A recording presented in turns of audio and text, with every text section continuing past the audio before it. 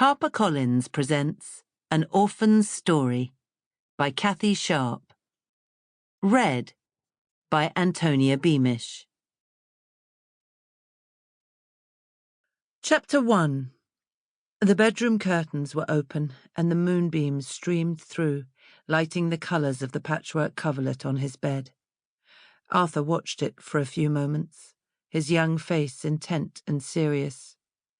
He could hear the argument in the bedroom next to his. It had been going on for a long time, and it worried him. Giving a little moan of distress, he curled under the blanket, trying to block his ears. He hated the sound of sharp voices. They made him want to cry, bringing back memories that frightened and hurt him. These past few weeks the quarrels had happened frequently, and he didn't understand why or what was going on. Was he the problem? Would they send him away again? Arthur's memories of his past life were hazy, perhaps because he'd learned to block out those things that distressed him.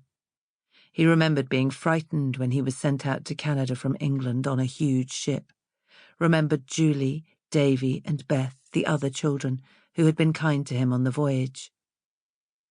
The voices in the next room were louder now, and Arthur trembled as he listened to the endless quarrel. "What about me and Arthur?" Emily's voice rose shrilly. "You can't just abandon us. I can't manage the shop and the child and everything else alone. It isn't fair, Ken. Besides, I don't see why you want to join up. It isn't our war." "My parents came out from Britain, as did yours, Emily." Kenneth Henderson spoke calmly. "This war just drags on, and I feel it is my duty to offer my services. Unless we all do what we can, the world will be overrun by this madness." "I've read the Allies are beginning to turn the tide," Emily retorted. "If you wanted to go, Ken, why now? Why not 2 years ago when it first started? It's 1943 and—" "I don't believe it is nearly over." Ken repudiated her assertion. Listening from his bedroom, Arthur thought he seemed to hesitate. Then, "I've made up my mind. I have to go." "And what happens to me if you get killed?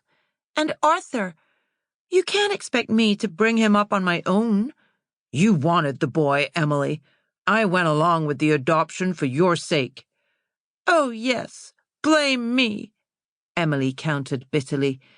"It was you that said maybe we should offer a home to one of the evacuees." Now they were quarrelling about him. Arthur threw back the bedcovers, jumped out of bed, and ran down the wooden stairs and out into the large back garden.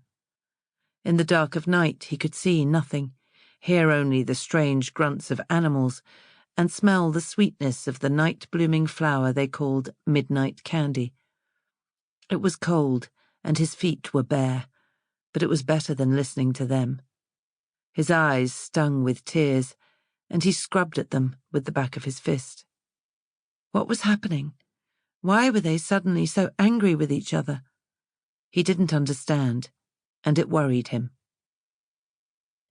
Arthur had been nearly 6 when he came out to Canada, and 2 years had passed since he began to live with his new parents.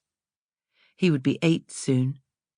He was no longer a small, innocent boy, but an inquiring child, and had begun to understand the things that had happened to him.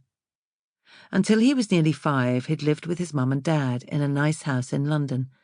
It wasn't a big house, just 2 rooms up and down with a lean-to scullery at the back, but it had been warm and dry and smelled clean, and Arthur had been wrapped in a cocoon of love.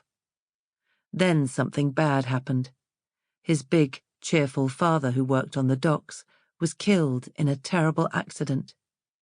Mum had told him they'd been loading ammunition onto a ship, and it had caused an explosion, sending his dad to heaven. Arthur had cried himself to sleep that night, and many nights afterwards. It seemed impossible to him that his father would never smile at him again, never pick him up and carry him on his big shoulders, or tickle him to make him laugh. Sample complete. Ready to continue?